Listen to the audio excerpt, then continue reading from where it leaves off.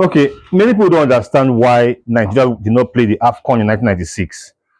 People don't understand why, but let me explain. Now, from 1990, Nigeria had a good team. Clemens Westhoff came into the team in 1989, had some trial games with the team, blooded players like Daniel Amokachi, Tajuddin Oyekomi, players like Habat Anijeku, Uche Okechukwu. We got to the final, lost to Algeria in the final. In 92, we won the third place, and in 94, we won the AFCON. We thought we had the best team in the continent, the likes of Stephen Keshi, Daniel Amokachi, Samson Siasia, Rashidi Yekini, Emmanuela Monique, Finidi George, good team. So everyone thought Nigeria could defend the AFCON trophy in 96.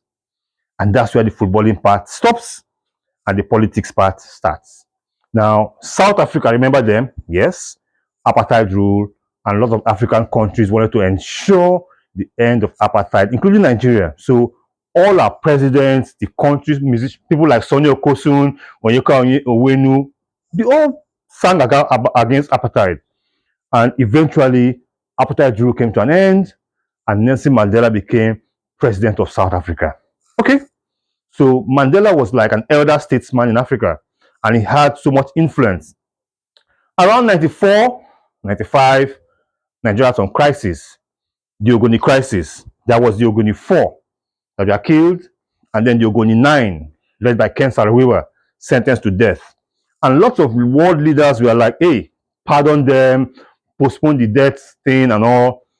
But all of a sudden, our head of state, Sani Abacha, agreed that they should be killed, and they were all killed. Now the world was enraged, including Nelson Mandela, who thought, because I put in a word for them, you should have at least not killed them yet.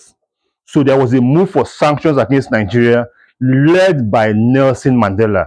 And this is where pride comes in. Abacha felt, listen, nobody Mandela will tell me this kind of thing. If not for me, if not for us, if not for my country, he might have still been in jail by now.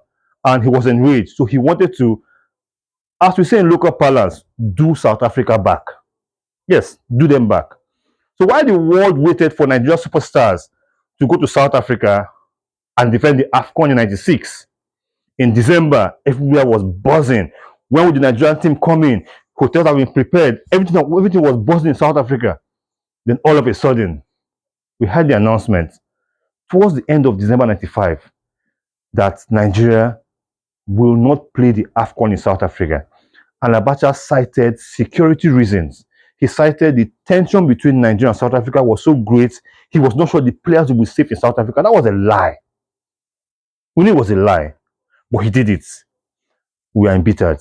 And that was why Nigeria did not play the AFCON. And because CAF felt you can't just pull out with less than a week or less than 2 weeks of the AFCON.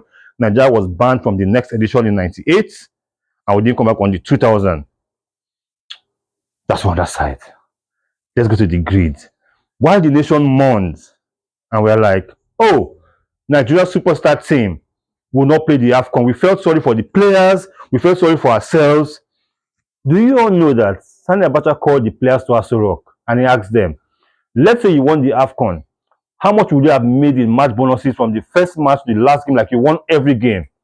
And he paid them all of that money. They didn't tell us. We only found out early this year that we have paid their monies as if they won the AFCON in 96. The point is, we didn't go for the AFCON in 96 because Abacha, our head of state at that time, had differences with Nelson Mandela. I wanted to show them by withdrawing Nigeria, all because of the Ogoni 9 that were killed, and Nelson Mandela pushed for sanctions against Nigeria. It was a show of pride, a show of force. And that's how we missed the AFCON. Now you know.